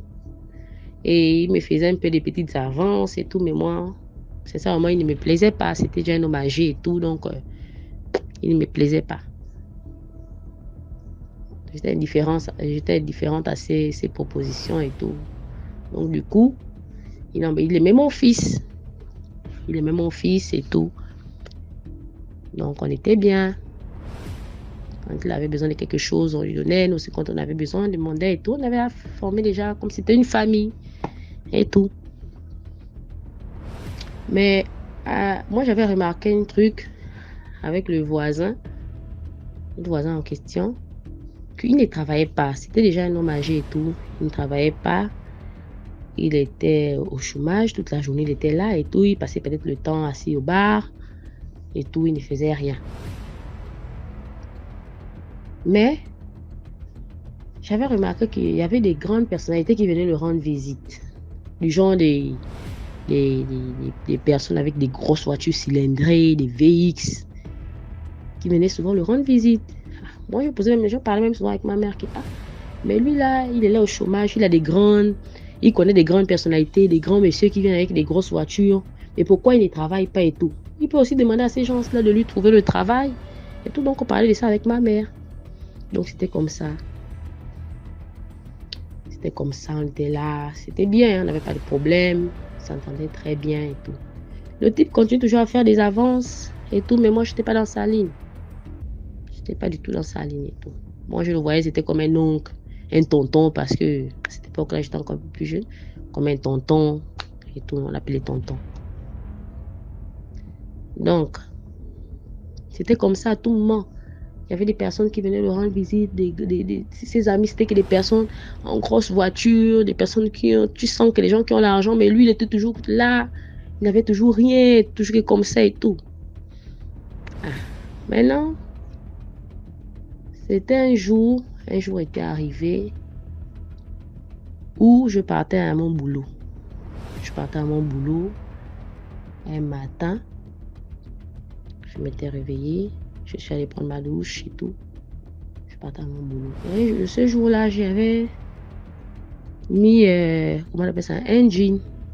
J'avais mis un jean et quand j'avais mis ce jean-là, il fallait que je le ferme, mais ça ne m'allait pas au rein. Donc j'avais besoin d'une ceinture, mais je n'avais plus de ceinture. Je regardais mes affaires, je n'avais plus de ceinture. Et j'étais déjà en retard. Ce jour-là, je n'avais plus de ceinture. Donc je suis allée taper à sa porte, comme si c'était un tonton, un grand et tout.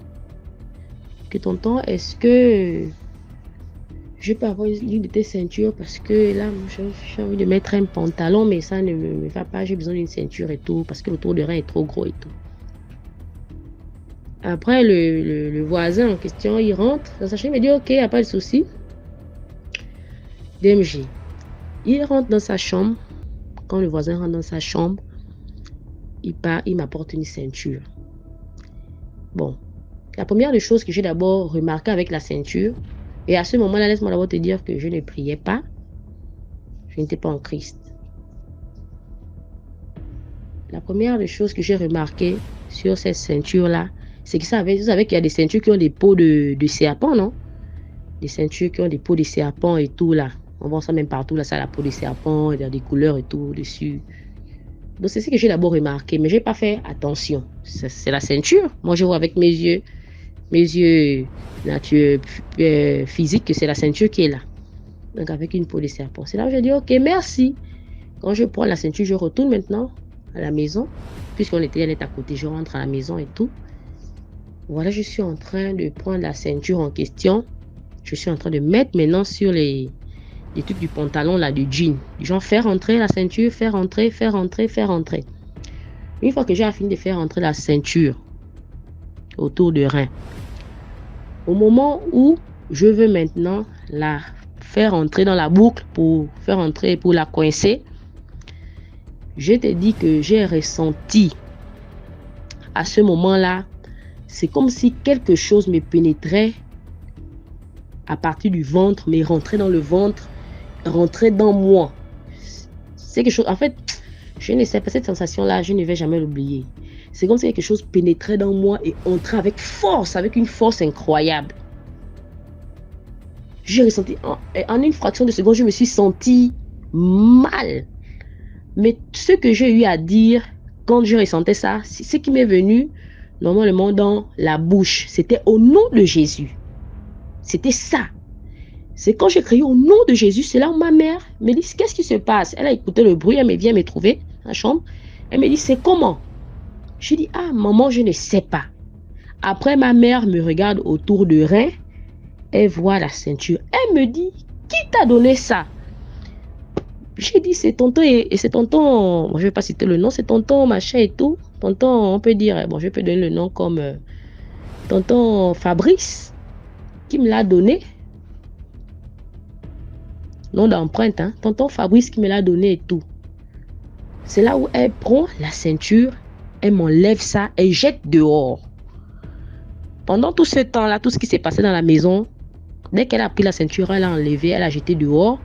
Le bon monsieur est bien devant la cour, hein. Il est là, il écoute tout ce qui se passe tranquille. Après, il est venu, il a ramassé sa ceinture, il est rentré avec dans la maison. Après, quand maman m'a enlevé la ceinture, aussitôt elle enlève et jette dehors, je tombe sur le lit, je pleurais. En fait, je pleurais. C'est comme si quelque chose m'a déchiré, entrait maintenant en moi avant d'arriver à mon cœur même. Donc, je ressentais, j'avais les palpitations cardiaques. Palpitations, mon cœur battait à vive allure. J'étais là sur le lit, je pleurais. Elle me dit, maman me dit, ne pleure pas. Ça, je dis qu'à un moment que non, je me sens mal. Je ne sais pas ce qui s'est passé, mais je me sens mal. Mais je vais aller travailler. Je ne vais pas aller travailler. J'ai dit ça à ma mère ce jour-là.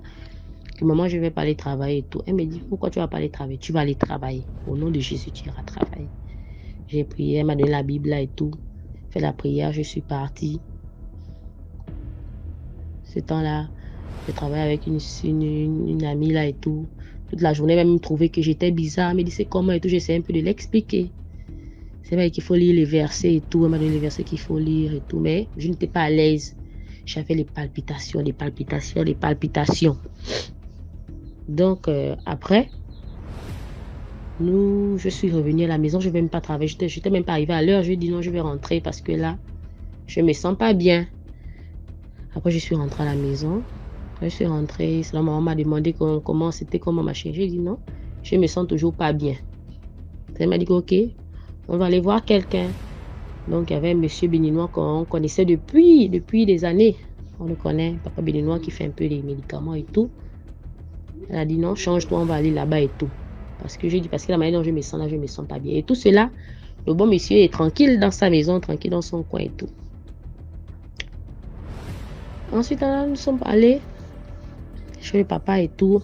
Quand on arrive, on trouve le papa, il était là. Papa, bonjour, on est venu te voir et tout et tout. Voilà ce qui s'est passé. Il me demande de rentrer.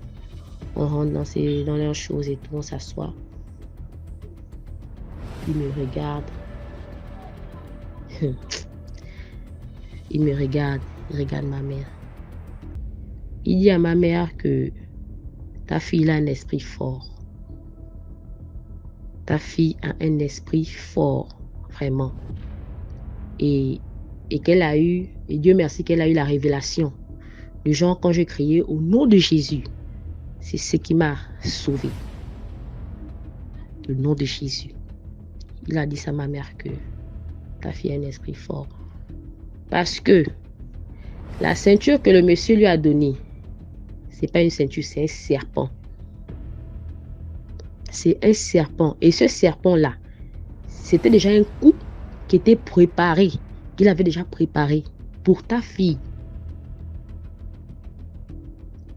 Et laissez-moi vous dire que le monsieur, c'est le papa qui nous dit ça, que le monsieur, lui, il est dans la loge. Il fait des incantations même au nom de ta fille. Vous là, vous ne savez pas. Vous dormez là, vous ne savez pas qu'il fait des incantations au nom de ta fille. Donc même quand vous dormez la nuit et tout, il vous voit, il fait des incantations. Vous n'avez jamais remarqué qu'il y a des amis qui viennent nous rendre visite qui sont tel. Selon ma mère voulait commencer à pleurer. J'ai dit, maman, ne pleure pas et tout. Donc c'est là le monsieur nous a dit qu'heureusement, ce qui a sauvé, c'est parce qu'il a eu la révélation du nom de Jésus et que tu as pris la ceinture là, tu as jeté.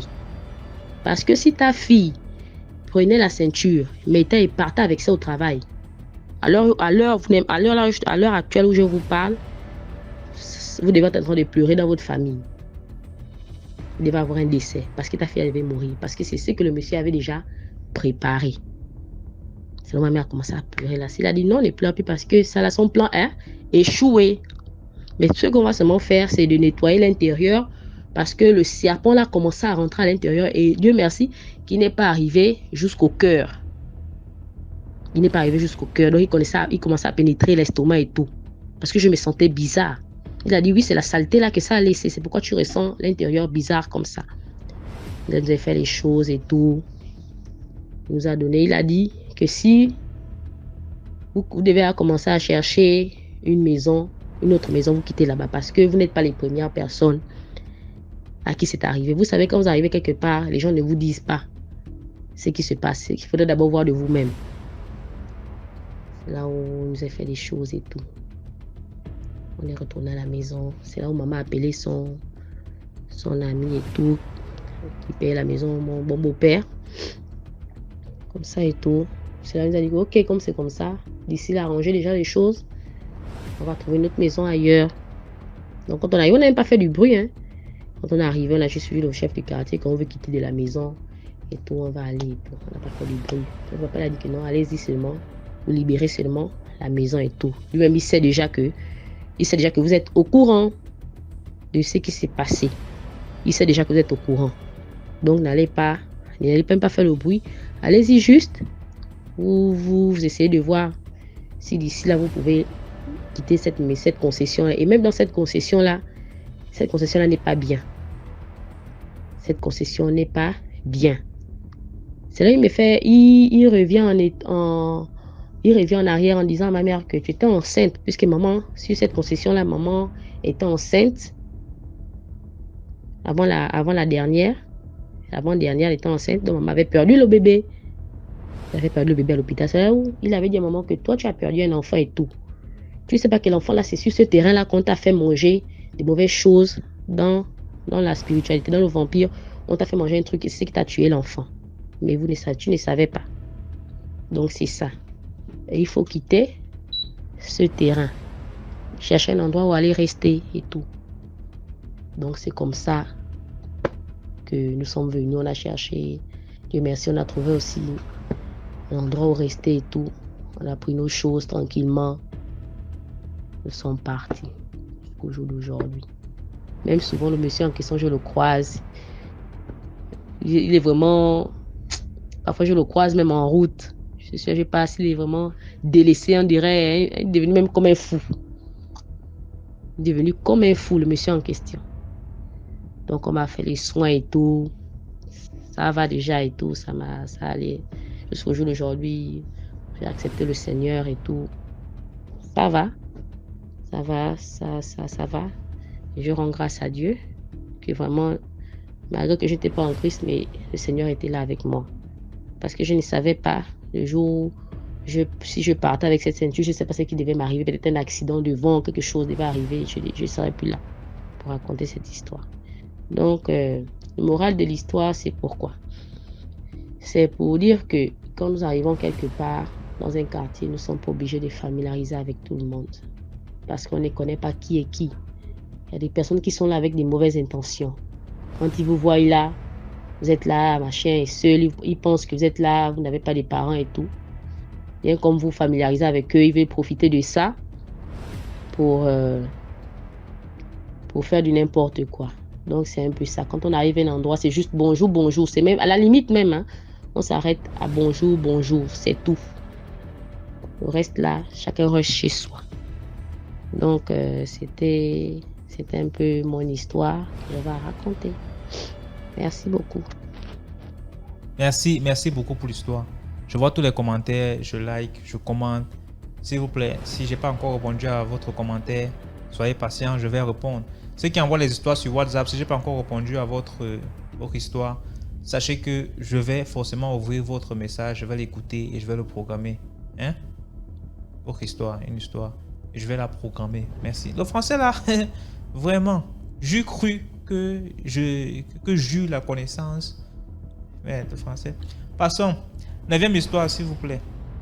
Bonsoir DMJ, je suis vraiment tes histoires depuis histoire 1. Moi, c'est Madame Bibeke Jacqueline depuis Douala, Cameroun. Je suis vraiment très contente de tout ce que tu fais. Vraiment, ça m'aide aussi. Et je demande aussi à mes enfants et mes petits-fils de suivre ça, ça va les aider. J'ai une petite histoire que je vais raconter qui m'a été racontée par ma cousine depuis Yaoundé, qui avait sa copine, ils travaillent ensemble, mais sa copine avait moins de diplômes et elle en avait plus, elle gagnait un peu plus qu'elle. Mais sa copine était vraiment très élégante, elle était bien dans sa vie donnait bien. Et sa copine s'est approchée et dit que maman, comment toi tu t'en sors? Moi je touche plus que toi. Elle dit non, c'est parce que j'ai quelqu'un qui me donne les potions pour avoir la chance, pour que les hommes puissent me donner de l'argent, c'est pour ça. Et comme tu sais que quand quelqu'un a toujours l'argent, il veut toujours en avoir plus. C'est comme ça qu'elle a raconté nos marabouts qui lui a dit que non, je peux te donner même plus que ce que tu as là. Hein. Quelqu'un qui pourra même des gens qui pourront te construire même des villas, des immeubles. C'est comme ça qu'elle a dit qu'est-ce qu'il faut que je fasse. Le marabout lui a dit qu'il faut que tu cherches un enfant de 12 ans, 12 à 15 ans. Le deuil, tu suis le deuil jusqu'à l'enterrement. Tu viens me dire. C'est comme ça qu'elle a vu, après quelques mois, elle a trouvé un enfant de 12 ans qui est mort quelque part. Elle a suivi le deuil jusqu'à... Elle a dit au marabout, le marabout a prêté la potion qu'il fallait faire. Elle a suivi pour aller enterrer, lui a dit tu prends ça.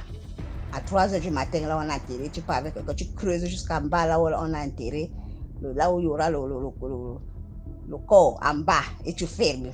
Elle a fait ça, maman.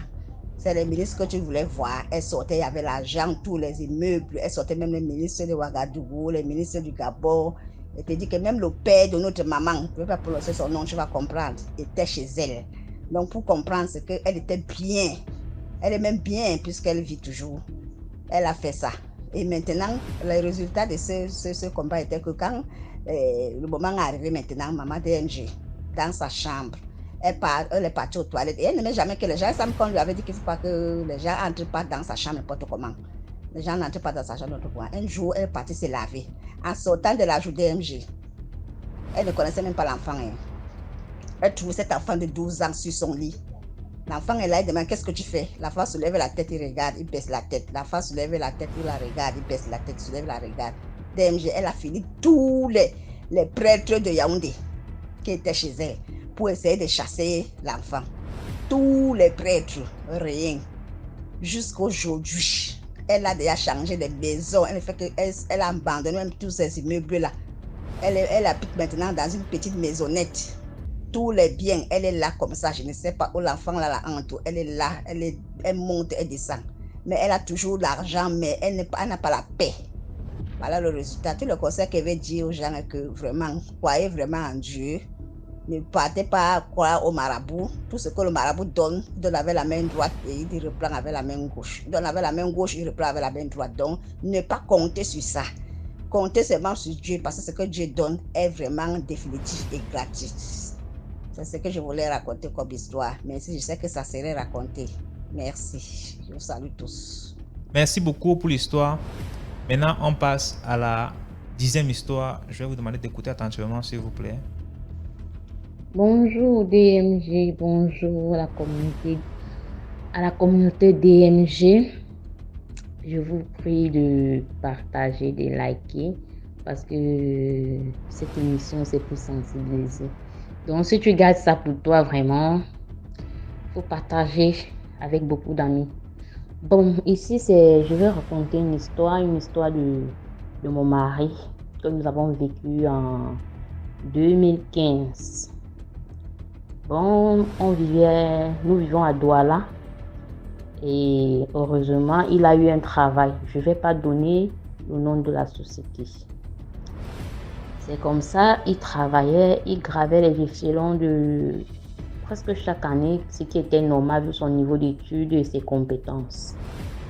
Un jour, bon, il faut noter qu'il a commencé le travail dans l'entreprise. On l'avait affecté à Yaoundé. Et puis, une année après, on l'a affecté à Douala. Il occupait un poste de responsabilité. Donc, il travaillait, il avait peut-être 11 éléments qui travaillaient sur eux. Je ne sais pas si vous comprenez. Je ne vais pas dire le poste qu'il occupait, non, parce que ce qui est sûr, on va un peu, si je lui donne le poste, on risque de le reconnaître et tout. Bon, c'est comme ça qu'un jour, quand il avait oublié un document à la maison, il m'appelle, il me dit, chérie, viens à l'entreprise avec tel document. Je prends la moto d'un Ben Skinner. Quand je m'arrête là, il me demande, madame, tu as qui dans cette entreprise qui travaille là? Je dis, pourquoi tu me poses cette question? Il me dit, parce que lui, il a travaillé là et il a failli perdre sa vie. Il me dit, c'est une longue histoire. Donc, présentement, il préfère faire la moto comme ça que de travailler dans cette société. Il dit, comment ça? Il me dit que sache que... Il me demande, ton mari occupe quel poste? Je lui dis. Il me dit, ah, donc ton mari a ce poste-là. Sache que ton mari, il n'a pas longtemps à travailler là. Si il est entré par la tête, sache qu'il va sortir par les pieds. Je suis d'abord inquiète. Ça m'a beaucoup intrigué, beaucoup même. Et il me dit que lui, il n'était qu'un simple tâcheron. Donc, genre, à l'usine, il y a les gens qui travaillent pour les fabrications des produits et tout et tout. Donc, il était là. Il dit que moi, un simple tâcheron, on a failli finir avec ma vie. Imagine ton mari au placé où il travaille là. Non. Soit ton mari, s'il ne met pas la main, il va sortir avec les pieds. Le soir, je rentre, je dis ça à mon mari. Il dit que, quand je suis passée à l'entreprise, te donner le document, là, voilà ce que quelqu'un m'a dit sur la moto. Il me dit que les gens bluffent, tout ça là, tout. Et déjà, il faut noter, mon mari ne croyait déjà pas à la sorcellerie. Il ne croyait pas à la sorcellerie. Et il était aussi, bon, c'est vrai que il comprenait beaucoup d'histoires, mais il ne s'accrochait pas, il ne s'attardait pas à ça. Un jour, il vient me dire, il y a un de ces éléments qui est décédé. Il dit, décédé, il avait quoi?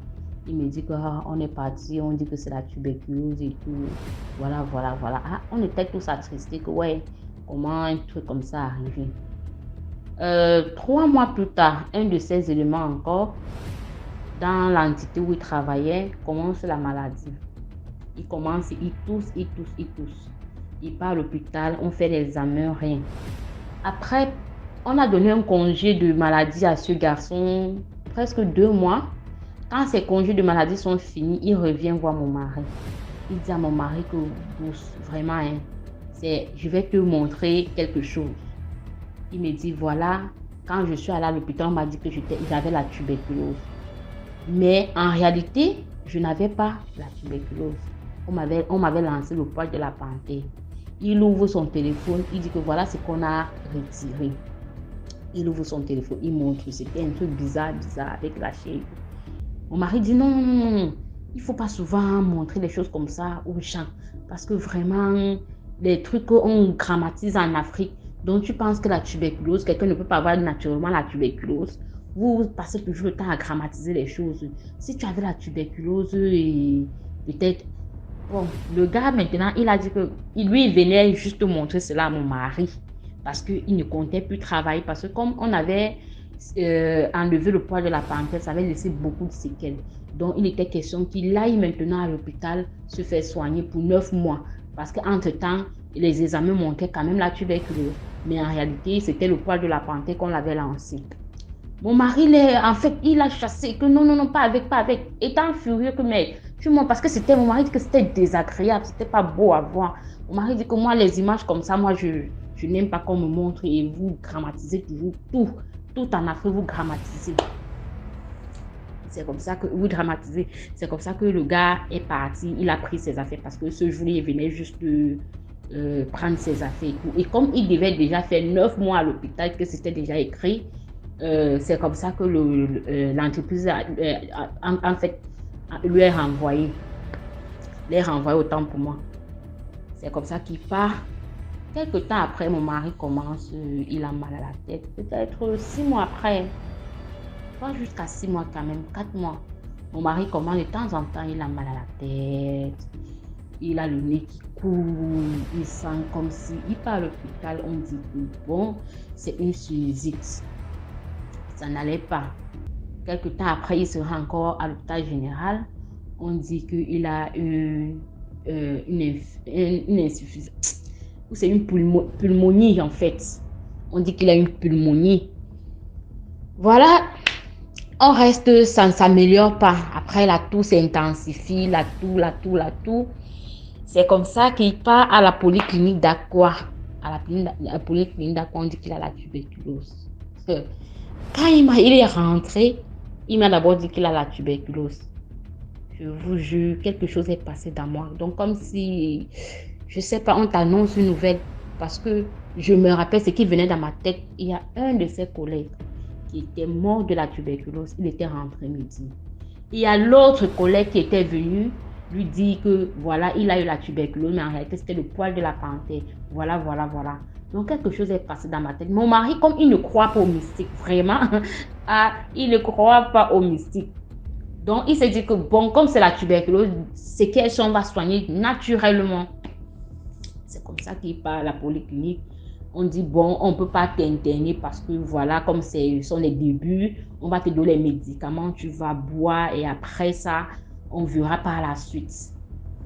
Je vous assure, mon mari, il prenait parce que tous les matins, je veillais à ce qu'il prenait ses médicaments. J'ai dit, c'était des gros médicaments, je sais pas quelle grosseur je peux vous dire. Des gros, il prenait tous les matins. Et je vais rappeler par la suite, mon mari, j'avais l'impression qu'il perdait 1 kilo par jour. En 2 mois, mon mari a perdu 15 kilos. Plus même parce qu'il n'avait plus que de la chair. Donc, il maigrissait à la vitesse de la lumière. Il s'affaiblissait. C'est comme ça que l'entreprise, bon, il avait pris des congés maladie à l'entreprise pour 3 mois. C'est comme ça qu'il a suivi son traitement pour 2 mois en fait. Il a suivi 2 mois de traitement à la maison. Il prenait les remèdes à la polyclinique et tout. Après les 2 mois passés, il rentre à la polyclinique. D'accord. Le médecin, c'était une femme, lui dit. Elle fait les examens pour voir l'évolution de la maladie et tout. Elle s'exclame. Elle me dit, mais toi, tu es un cadavre ambulant. Elle dit ça terre à terre à mon mari. Que tu es un cadavre ambulant. Depuis que j'exerce ici, je n'ai jamais fait ce traitement de 2 mois à un patient. Au lieu que ta maladie recule d'1 centime, ça avance de 20 centimes. Donc ta maladie est à un niveau que elle-même, elle est sans voix. C'est plus à son niveau. Seigneur, quand il est rentré me dit ça, je me suis mise à pleurer. On a pleuré comme si c'était le deuil. Pour moi, je savais que mon mari était mort. Mon mari était mort. Je savais cela. C'est comme ça que on dit non, il faut qu'il aille plutôt à Yaoundé. Je suis l'hôpital de Yaoundé, au centre Jamon de Yaoundé pour continuer le traitement. Elle dit même que le centre Jamon est petit pour lui. Qu'on va plutôt l'envoyer à l'extérieur. Il y a un pays en Afrique qui est spécialisé il y a une clinique dans un pays africain qui est spécialisée pour les trucs, les infections, la tuberculose et tout ça. Elle dit à mon mari que moi, je vois que c'est par là-bas qu'on peut te soigner. Parce qu'ici au Cameroun, je ne pense pas qu'on peut faire quelque chose pour toi. Ta maladie a tellement avancé en 2 mois que je suis sans voix. C'est comme ça. Entre-temps, on n'avait même pas fait allusion au mystique. Et je vais rappeler que mon mari, il toussait, il crachait du sang. En soirée, quand il dormait comme ça, le matin, je portais presque un seau de 5 litres rempli de crachats, de sang. Je dis le sang, parfois ça sortait comme des boules. Ça sortait comme des grosses boules. Il ne mangeait pas. Même s'il faisait l'effort de manger, comment il ne pouvait pas prendre 2 cuillerées. Il avait perdu l'appétit et il toussait du sang. Il crachait du sang. C'est comme ça. On n'a même pas fait allusion au mystique. Nous, on se disait toujours que non, c'est l'hôpital. C'est comme ça. Bon, la dame l'a dit, pour commencer, on va commencer le traitement par Yaoundé. Si après 2 mois, 3 mois, ça ne finit pas, on va t'évacuer dans un centre africain. Moi, je ne connais plus le pays. C'est comme ça qu'il se rend à Yaoundé. La première nuit qu'il est à l'hôpital, il y a un de ses amis qui l'appelle. Un de ses amis d'enfance. Il me dit il demande que man, tu es où? Le gars dit que je suis à l'hôpital. Il dit, tu fais quoi à l'hôpital? Il dit, voilà, je suis malade, voilà. Et je vais rappeler que ça faisait déjà 1 an qu'il était menacé. Donc, quand il part à l'hôpital de Yaoundé, là, ça faisait déjà 1 an qu'il était menacé. Donc, le gars lui dit que, gars, ta maladie, c'est pas une maladie de l'hôpital. Il dit, mais comment ça? C'est pas... Il dit, je te dis, si tu te soignes 2 mois là-bas, sache que c'est ton corps qui va rentrer. Parce que ce n'est pas l'hôpital qui peut te soigner.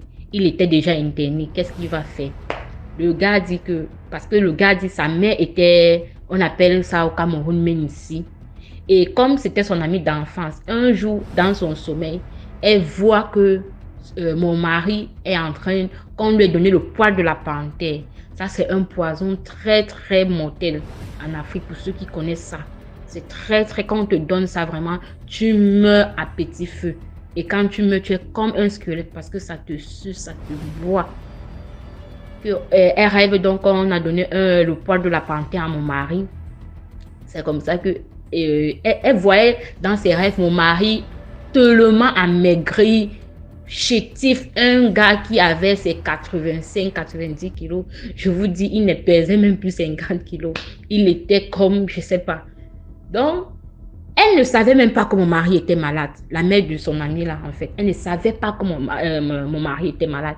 Elle a appelé son fils. Elle a demandé que, est-ce que ton ami, comme ça, quand vous étiez petit, parce qu'ils ont fréquenté ensemble jusqu'à la licence, comme ça, est-ce qu'il va bien? Il dit, bon, je sais pas, mais aux dernières nouvelles, il ne se sentait pas quand même bien parce que ça fait quelques mois, j'ai plus de ces nouvelles. Elle dit, appelle ton ami. Appelle ton ami, tu demandes s'il va bien. S'il te dit qu'il ne va pas bien, qu'il sache que c'est le poil de la panthère qu'on a lancé. C'est comme ça qu'il appelle donc mon mari. Il dit que bon, qu'est-ce que tu es où? Mon mari dit qu'il est à l'hôpital. Il dit que ok, voilà ce qu'on m'a dit. Sache que ta maladie, c'est pas une maladie de l'hôpital. Mon mari commence à paniquer, il m'appelle. Il me dit voilà ce qu'on me dit. Il dit que mais rappelle-toi, il y a ton ami, ton collègue qui était à l'entreprise. Il était venu te dire qu'il avait la tuberculose. Et il t'a dit par la suite que ce n'était pas la tuberculose, donc c'était le poil de la panthère. Mais à l'hôpital, on voit la tuberculose. Pour que tu passes le temps à traiter la tuberculose, après tu meurs, on te dit que bon, c'est la tuberculose qui t'a tué. Oh, alors que c'est le poil de la panthère en fait. C'est comme ça que il appelle donc son collègue là, il fouille dans son répertoire jusqu'à il retrouve le numéro de son collègue là. Il appelle son collègue, il dit man, tu es où? Il dit que moi je t'avais dit que moi je partais à l'hôpital, moi je suis à Bamenda, je suis en train de me traiter. Il dit que gars, pardon, explique-moi encore bien ta maladie, comme ça, que tu, comme ça là. C'est comme ça qu'il dit que voilà, je toussais, ça sortait du sang, voilà, je suis allé chez un père à Bafang. C'est le père là qui m'a retiré le poil de la panthère et depuis là je veux te dire que je vais déjà bien, je saute déjà comme la tisse, ma forme est revenue et tout parce que il y a de cela peut-être 3-4 mois je Je mourrais parce que même soulever un seau de 5 litres, je n'arrivais pas. Et comme ça, mon mari se voit le tout dans la description de son ami. Parce que mon mari, même le 1 litre d'eau, il ne pouvait pas tenir à la main. Il était tellement faible. Même pour marcher, il fallait qu'on tienne mon mari parce qu'il n'avait même plus l'équilibre. Donc mon mari se revoit net dans la maladie de son ami là, il dit merde. C'est comme ça, mon mari, il appelle sa mère, il l'explique. Sa mère dit que tu ne dors pas à l'hôpital aujourd'hui. Crée un motif, tu te lèves, on se prend à bas fin parce que sa mère est au village. C'est comme ça, la nuit là, il est seulement parti comme un bandit parce que quand tu es interné à l'hôpital, tu ne vas pas te lever comme ça. Il a fait un plan avec certaines des infirmières là. Il a expliqué au moins un peu la situation et tout. Elles ont dit, ah, ok, bon, on peut quand même t'accorder une journée si tu peux faire un aller-retour et tu reviens. Il est donc parti à Bafan. Quand il arrive, le monsieur l'a retiré. Mon mari a filmé, il m'a envoyé. Je vous assure, c'était le poumon. Donc, tu vois la chair, la viande. Comment il y a un truc comme une plante, comme une herbe qu'on a plantée, au moment de déraciner, ça sort avec la terre. Donc, mon mari, quand ça sortait, le poids de la plante là sortait, ça arrache une partie de son poumon jusqu'à, tu vois, la viande comme ça, là, avec les petites racines, comme un arbre qu'on a planté dans son poumon. Il dit l'arbre, comme l'arbre qu'on a planté dans son poumon. C'est comme ça, il filme, il m'envoie. Il me dit, chérie, je suis guérie. Je dis, comment ça? Il me dit, toute cette fatigue, tout ce poids que j'avais en moi, je n'ai plus. Je peux cultiver tout un champ. C'est comme ça, comme il s'est arrivé la nuit, on a retiré ça la nuit. Le matin, avant de se rendre à Yaoundé pour continuer son traitement, il a donc appelé, en fait, il est parti au champ avec son père. Il a cultivé jusqu'à... Quand il m'appelle, il me dit qu'il a entré cultiver, il dit que mais toi tu ne pouvais même pas tenir tu pouvais même pas tenir 1 litre d'eau. Tu me dis, il prend les photos, il prend les vidéos, comme il est en train de taper les trucs au champ. Je regarde, je suis comme dépassée. Je dis mon Dieu. Il me dit que vraiment il est guéri. Quand il rentre à l'hôpital, puisque quand il était entré, on a fait le test parce que c'est par niveau, la tuberculose c'était par niveau. Lui il était au sommet. Après 1 mois de traitement, on fait son test, on constate, même le médecin dit mais qu'est-ce qui s'est passé? Tu quittes du sommet pour descendre au plus bas niveau. Moi je ne comprends pas. Maintenant lui, on ne lui mettait plus dans la salle des tuberculeux. Après 1 mois de traitement, parce que même le médecin dit que c'est un mystère, lui il ne comprend rien. Parce que pour qu'il soit au niveau où les examens montrent là, il faut au moins 6 mois de traitement pour qu'il soit à ce niveau. Mais lui, en 1 mois, il est descendu au plus bas niveau. Il ne comprend pas ce qui se passe. C'est comme ça qu'on enlève donc mon mari dans la salle des tuberculeux. On le met donc dans une autre salle parce que les examens montraient que son poumon était beaucoup touché. C'était vraiment endommagé. Donc, il fallait qu'on soigne les blessures de son poumon. C'est comme ça, à partir de ce jour, mon mari a commencé à croire au mystique. Donc, quand tu parles des choses mystiques, il est attentionné, il comprend parce que parfois, il y a des choses que tu écoutes, tu ne crois pas, mais c'est quand ça t'arrive que tu crois. Donc, pour dire aux gens, quand vous travaillez dans une entreprise, il y a déjà des morts, un genre. Si tu pries un Dieu, tu pries ton Dieu. Si tu pars chez le marabout, tu pars chez le marabout pour parfois te blinder, je ne sais pas. Parce que vraiment, les entreprises aujourd'hui, certains patrons prennent les employés pour agrandir leur richesse. C'est ce qui arrive en Afrique, malheureusement. On va faire comment? Donc, il faut être aux aguets. Parce que si mon mari, je pense que si son collègue là n'était pas venu lui dire ce jour que voici le poids de la panthère et tout, et où la mère de son ami ne l'avait pas appelé pour dire que voilà, on devait se mettre toujours à soigner la tuberculose car il devait rendre l'âme comme l'un de ses collègues.